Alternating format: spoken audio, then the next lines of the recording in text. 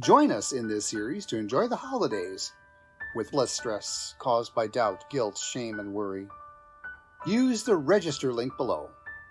Aloha!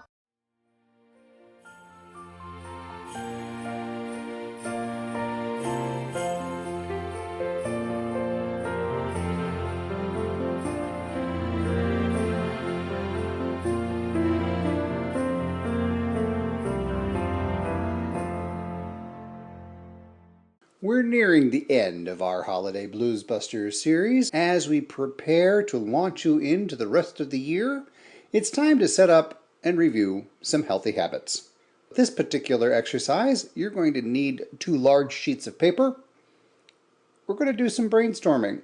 We're going to do some mind mapping so that you can get a very clear idea of what you need to do for the rest of the year and ongoing to increase some healthy habits. As you scramble for that sheet of paper and something to write with, I want to thank you again for taking this journey with us over the holiday season. We hope you've enjoyed your journey and getting to meet and greet some interesting people along the way. For this first half of a 2-part exercise, on your first sheet of paper, I would like you to draw a circle. Have that circle take up most of the page. This circle is going to represent a pie, as in a time pie. 24 hours, 24 slices. So drawing a big circle. In that circle, one healthy habit I pray all of you have is enough rest. So I'd like you to first section out that pie with the amount of rest you should be getting. So if there are 24 slices, I hope and pray that you have at least 6, if not 8 of those slices colored out for rest.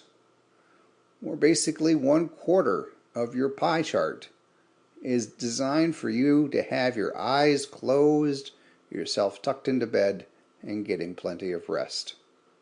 Once you've sectioned out your rest portion of the pie, what other things do you do that you know are healthy for you? For example, each day, do you spend some quiet time? If so, how much? Each day, do you spend time in a particular exercising program? Or maybe you do a little tidying up. Just brainstorm on the back side of that first sheet of paper some of the things that you do that you know are healthy for you.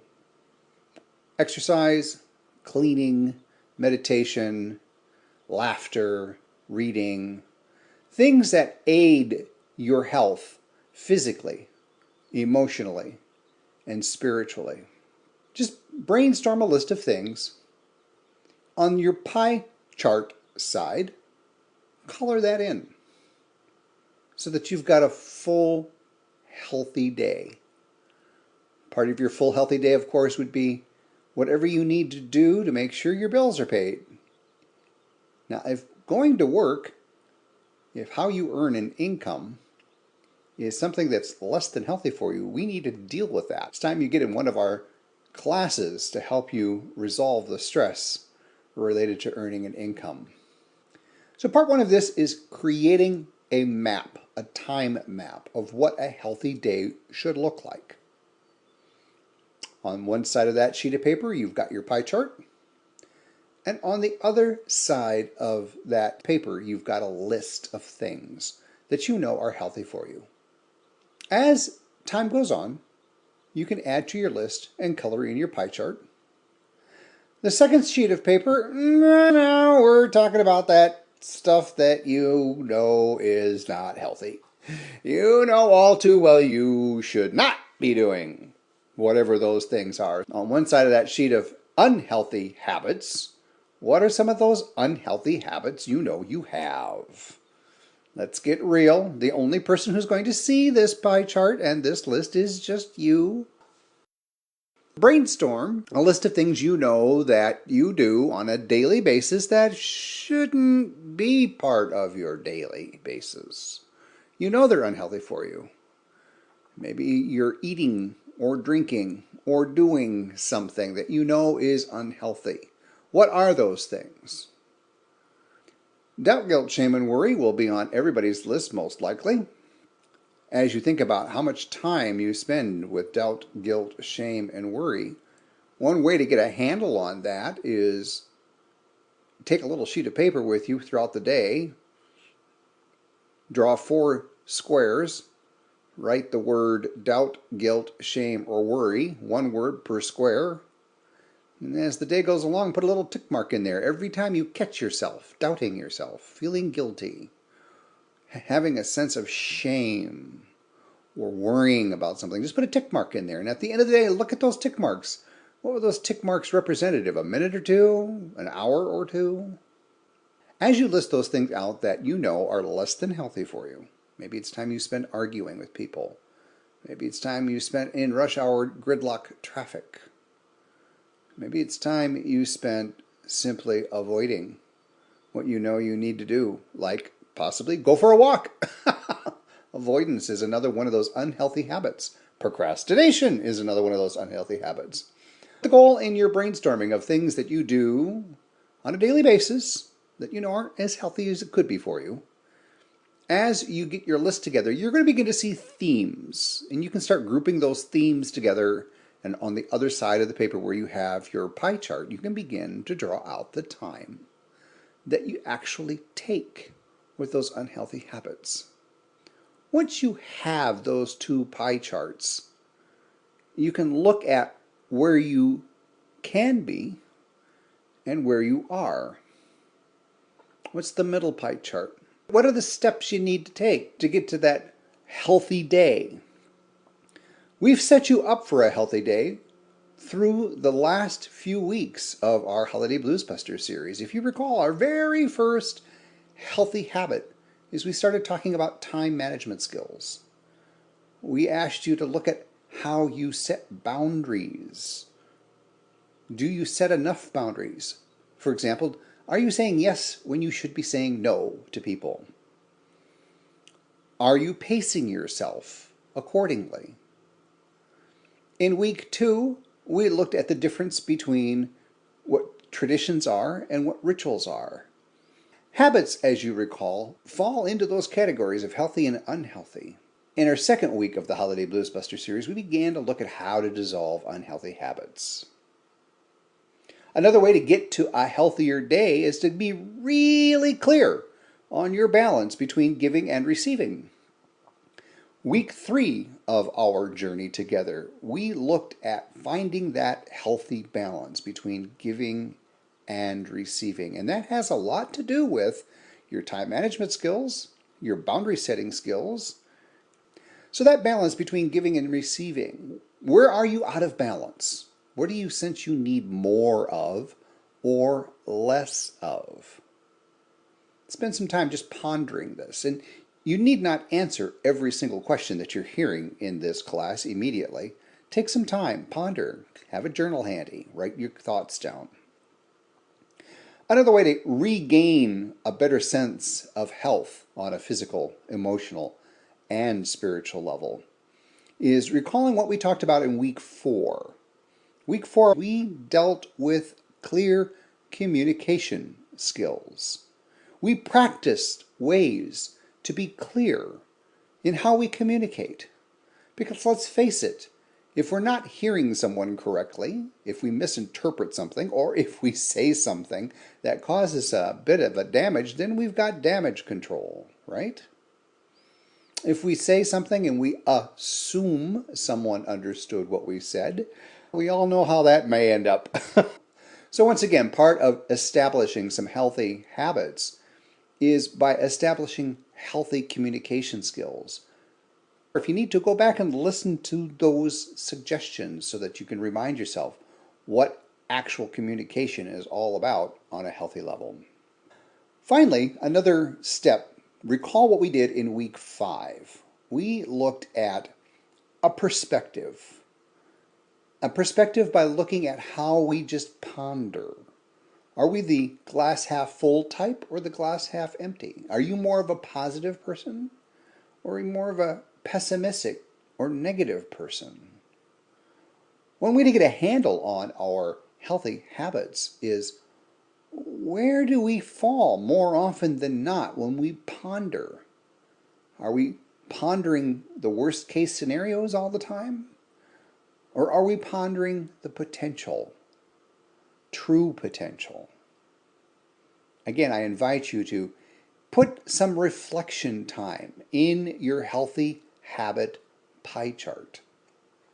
Reflection time could just simply be having a nice cup of something, staring out over nothing, and just pondering, allowing your brain to go wherever it wants to go. A little different than meditation. But as you ponder, it's like composting. I don't know if you've ever had a compost pile, but when you have your lawn clippings and then your leaves and other stuff, you throw it on the compost pile, and over time, nature does its thing. The leaves and the grass and the weeds and whatever else you're throwing in that compost pile slowly begins to dissolve and decay and turn into some really rich dirt. If you think of your pondering time as your composting time, meaning you're pondering what happened today, what all unfolded before you, what are some of those things that struck a chord with you for that day, and maybe making a mental note of what the highlights were and throw them on your mental compost pile. And over time, as you just allow yourself to ponder, you're going to find your compost pile is rich with extraordinary ahas. That's something we strive for in every single class at Soul University. As we begin to wrap up this class, we're going to remind you of week 7, our post-holiday sigh of relief. We looked at some extreme self-care tips. Another way to get into it, some healthy habits for this year and every year, is what do you need to do to take care of yourself that you think is extreme? If you recall, one of the things that we talked about is it might be extreme for you to say no to somebody more regularly. It might be an extreme self-care habit to start setting more healthy boundaries with yourself. I'll give you a classic example of setting a healthy boundary with myself. Just about every grocery store I've ever shopped at, by the time you get up to checkout, what do they got all around that checkout? Candy, treats, all this little stuff that your impulse buying wants to kick in, right?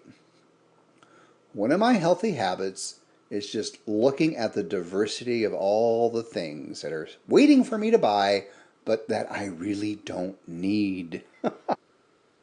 Ultimately, before the end of this month, I encourage you to put some thoughts into action and make them bite-sizable. For example, are you drinking enough purified water every day? We talked about this in extreme health care. 8 ounces of water, 1 cup of water every hour from the time you wake up to about 6 hours before you go to bed. Do you have a water bottle with you at almost all times throughout the day where you can refill it, avoid filling up the landfill with all those extra plastic bottles? But one of the ways to put thoughts into actions and especially increase your health is simply being hydrated. It seems so simple, but there are so many people that I've met that, Oh, I just can't drink water. Ow, ow, ow, ow. Here's a reality check. Our brains are mostly water. When we become dehydrated, thanks to tea, thanks to coffee, thanks to breathing, when our body needs more water, the first place it starts pulling water from, when we start sensing a need to drink something that we're thirsty, is our brains. As our brains decrease its water, have you noticed you get fuzzier? You might get crankier. Your attention span dissolves. By drinking just water, and ladies and gentlemen, just remember, water, not water with some fruit additive, because any water with anything else in it, our body processes it as food. And our body requires water to process food. If you're drinking water with a little squeeze of lemon in it, it's actually eating, not drinking. Thank you again for making these pie charts between your healthy and your unhealthy habits. Before the end of the month, put some thoughts into action. Pick just one thing that you need to do to have a more healthy day. And by all means, let's talk about the support that you need to make sure that those actions actually are done. How can we help you get those done? When you dial into our conference call classroom, we'll help you create ways to gently, persistently maintain accountability. One day, one step at a time. All right, that's it. Lecture time is done. Time to get into our conference call classroom. And in class, we're going to explore more the information that you just experienced in this lecture. To register for the series, click the links at the bottom of the page. Follow the registration instructions to join us for our weekly, lively conference call classroom. Get ready for some wonderful laughs, some ahas, all from the comfort of your phone. I look forward to meeting you and to being of service. And now, time for class.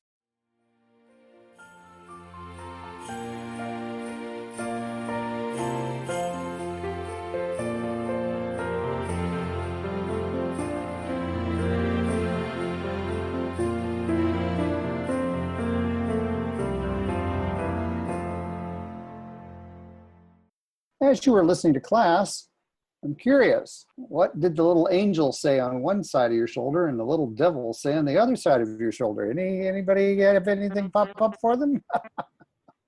Oh gosh, I know the little angel was saying, you should be taking walks every day because it's so cold out. I don't want to take a walk.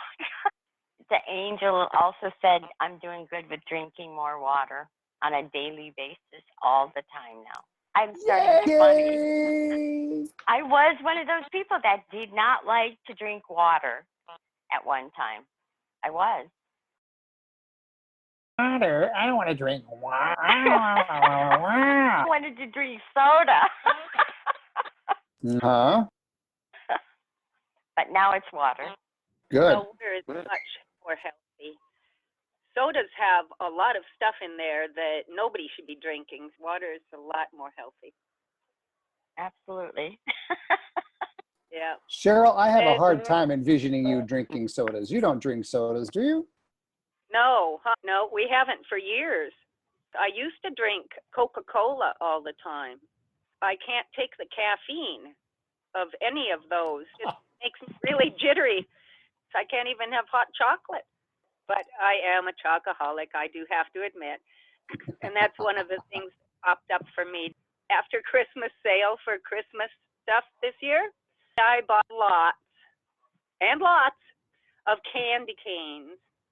They were 25% off, which made them 25 cents for a whole big box of them. And I bought many boxes. They're getting down there. I probably have one box left, but I did indulge in that. So I have to admit that I get a little oversweeted on those. I've been munching them, but I figured the peppermint oil in them was good for me. Of course. And Rick did help me in eating quite a few of them too, so it wasn't just me on my own. Well, as a good husband should. Come on. Remember that alien guy on Third Rock from the Sun? He used to fill his bowl with sugar and then sprinkle little cornflakes on top of it. And then they say it's bad for you. Listening to other people, like all of us are so different. Our metabolism, our genetics, and our psychic makeup. We went to a party last night. There was people there that were in enormous, immense shape, that work out, that look like gods, and they surf all the time. And they don't eat what you think they should be eating. They're drinking tequila and drinking beer and eating anything they want, but they have 4% body fat and they're just cut. I learned a long time ago, you have to learn for yourself what's good for you and what isn't. It's a journey and a really difficult task to make yourself. If you grew up eating a certain thing, like I still want to eat certain things that I grew up eating. The health food, I've been on health food for 30 years. Maybe it made me live this long, but it certainly didn't keep me healthy. Because you're thinking all the time, oh my God, panic? Is it this? That's more stressful than anything else. Just eat the stuff. True. You know? That's true. You are never going to get a pure diet in this toxic world. I don't care what label says. If you grow it and produce it yourself, yeah. BALANCE. Did anybody figure out that today's class, the tipping point between a healthy and unhealthy habit is when we go from being balanced to not balanced? Anybody figure that out? Yep. And Traditionally, over the holidays, what has normally unbalanced you? What habits have normally unbalanced you? the social media and the computer is like the absolute worst thing for your health, your psyche. Who's fallen into the trap of baking their pants off, thinking it's the holiday tradition? You got to bake all this stuff up so that you can share with everybody. You think you're being a good family member or a good neighbor, but then you realize it's a heck of a lot of work. I have. Yeah, it is a lot of work, but with me, it's a labor of love. It's not really work to me. I have noticed some of my choices of recipes take a lot longer than I would really like it to. I get stressful sometimes when I'm stuck for, I have to do something at a certain time, and I choose a recipe that takes half of a night to make. It was a lot of work for me learning to let go, allowing individuals to do whatever they wanted to do over the holidays, as long as they didn't involve me with their ideology or their philosophy, their dogma, their scripture. I'm cool with it. This year was really good for me. It wasn't as difficult for me to just shut up and laugh, because all I did was laugh at the ridiculousness of all of it. And I think next year I'll be laughing way before that, way before the holiday season, because it is comical and insane and utterly pretty much ridiculous.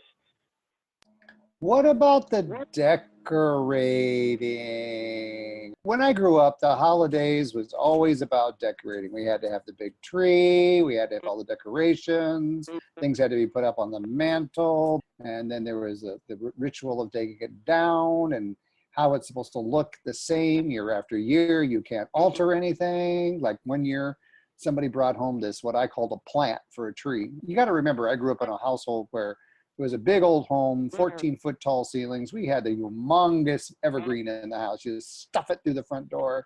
One year, somebody came home with what looked like a potted plant, and I looked at that and I said, "What the hell is that? Do you think that's going to be a Christmas tree? Really? Seriously?"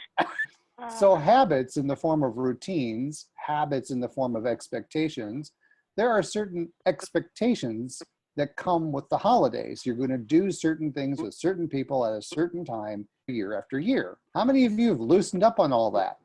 Once we started moving around and we lived in a different state than everybody else, all of that dropped away. Yeah. Yeah. It's easy if you just move away from your relatives, because then they can't expect you to come cross country. Yeah, and bring your kid and everything else. It's like on my side of the family, I've conditioned them not to expect anything from me ever. I might show up. Don't ever expect anything from me ever in your life. But my sisters go, "When are you coming home?" I'm like, don't ever expect me to come back there, ever. If you see me there, be surprised. It has been a lifelong quest to eliminate the things for me in my life that weren't making me happy, that were pressuring me. Marcia, has your holidays changed in the form of expectations since taking this series?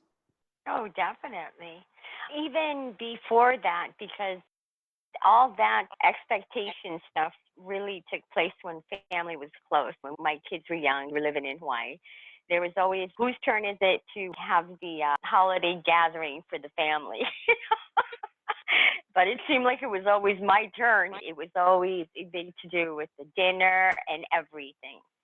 Because I had the kids, they would come over to my house. My mom was living downstairs, so everybody would gather over to my house. It was just cooking, there was cleaning. It's just nonstop. So you don't even get to enjoy the holiday, really. You don't really get to enjoy the Christmas. You take a moment to watch the kids open the Christmas presents, and that's it. And that only happened to Marcia. That didn't happen to anybody else. Listeners, That's never happened to you at all. Once again, I'm just so delighted that we have journeyed together. For those listening in on the very first time, Rick, Cheryl, and Marcia, this is actually round 2 for them. Now that you've gone through this little roller coaster ride called the Holiday Blues Busters series twice, anything that comes to mind that has shifted from round 1 to round 2? Have you noticed a difference in anything in particular? I'm more aware and attuned to my body and how my body's feeling when I get thrown off balance. So I immediately know how to put myself back in balance. I go, okay, step back, or okay, time to meditate. Okay, there's always that has me feeling out of balance and then gives me direction what to do, which is very cool because it's not like I have to force myself to go, am I imbalanced? I'm not constantly having to ask myself that. I just intuitively know what to do. It's like there's an intuition that kicked in that says, okay, time to do this or time to do that, and keeps me in balance, keeps me in check. I'd have to say that mine would be a different awareness that calmed the stresses of the holidays. Being aware of so many things that we covered in the Blues Busters. Remember that show Bewitched? And sometimes they would pop in and they'd be up in the corner and watch down at Esmeralda watching over Dagwood. Yep, Durwood, whoever she called him that day. Yep. So that's what I feel like now when I go to the grocery store or I saw all of the people during the holidays just acting like maniacs. I could put myself aside and not feel that way and didn't have to be stressed. I could see those people doing it and realize it was good. It was much better feeling to not take that on. The first time I still had a lot of resentment in me and hostility toward the whole process of the holidays, the whole indoctrination of the whole ideology of what was happening. I really felt victimized most of my life from that. I believe I've been able to separate myself from it and find that looking within is far more fascinating. Depending on myself is a lot better for me than depending on somebody outside of myself. I appreciate the series. It's helped me come to a new awareness about myself and an understanding of why I was acting the way I was and why I don't necessarily have to act that way if I don't want to anymore. Thank you. It's interesting how we go through this series once, twice.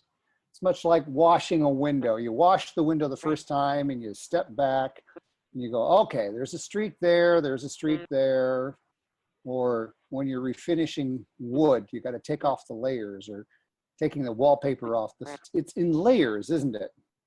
Yep. So each time through this cycle, we wash away another set of old habits. We wash away or become aware of some routines. Remember, one of our very first classes, we talked about the difference between habits, routines, and rituals, and that the difference between the two is the depth of the roots. Oftentimes, habits have really deep roots based on rituals, which are based on routine. Have any of you found yourself creating new habits, new routines for the holidays? We've pretty much had to. Being over here on the island, we have just done our own thing. Nothing like what it was when either of us grew up. So we've developed our own things in the last few years, yeah. I do believe in the next few years that I'll be eating my words because my son is moving over and with his fiance, and they want to have 3 kids, and she loves the holidays. And so you know damn well if there's 3 grandkids up there, Grandpa's going to be whispering stuff in their ear, but he's going to be up there on Christmas Day if he's invited. I'm not letting them go. So I'll be eating crow. My dad only required me, he goes, I don't care what you do on the holidays, where you go or where you are, but I want you to be home Christmas Day to sit with me and watch the kids open presents. That's all he required of me. for my whole life. And I was grateful that he told me what I was required to do, and I tried to fulfill that requirement because it wasn't that hard of a thing to do that for him. And I remember doing that for him many times. I didn't want to, but I did it for him. And I had a good time, too, watching the kids. I liked it. There's why I asked you to do your pie charts between what you consider to be healthy and what you consider to be unhealthy habits. They sometimes flip-flop back and forth, don't they? Life is an unhealthy habit. That's what I told Cheryl. Life is hazardous to your health, yes. How you perceive life. Health, yeah, that helps too, but I see lots of healthy people that are miserable as crap. Final thoughts on your journey through the holiday roller coaster ride. This year has been one of the most calmest periods for me as far as my inner self and how I'm feeling. I think the other holidays before that, there was a little bit more chaos going around. Even though I'm really focusing and doing more, it seemed like I was so much more calm during this holiday. Yep, me too. I have to say the same thing. It did what I needed to do and enjoyed everything else. Basically forgot that it was the holidays. They just came and they just went. I usually start my crafts and stuff, about this time of year for Christmas next year. I don't have to do too many things right at the end. Learn to prioritize. I had all year to sink in. That's the magic. And we're going to wrap up with this question. What one class of the series you think is more apropos to daily life than any others? Or do you think all of the different classes that we had applies to everyday life? I think all of them apply to everyday life. If Yeah, I'm missing one part, then I know I'm off balance, because every aspect of each class has helped me to take a look at the different ways we can get off balance. That has been amazing to just understand how to apply it in my life. You could call it the family blues busters. And relationships. You go year round. There's holidays. There's 4th of July. There's holidays in Hawaii. They think the Super Bowl Sunday was a holiday. Holiday, they're going. Yeah, I heard a lady has wished somebody have a happy holiday. There's so many darn holidays, and people, it's very stressful for them to deal with their families. A series like this is vital if you have issues with that, and we all have at one time or another. So. There you have it, ladies and gentlemen. The jury has spoken. They've rendered their verdict. What you've experienced on this Holiday Blues Busters journey is applicable to everyday life. So just because the title of the show starts out Holiday Blues Busters and then week something and then a topic, go back, listen to these classes, find out different ways that you can live a more happy, healthy, stress-free life. That's really the goal of this series. Wow, as always, I'm smiling from eye to eye. I'm doing gratitude vows for being with us throughout this entire series. Thank you again. Thank you. Thank you for having us. Thank you. Yeah. For those listening in throughout the year, pencil us in on your calendar. Put us at the top of November. Sign up for the series. We open registration the 3rd week in November.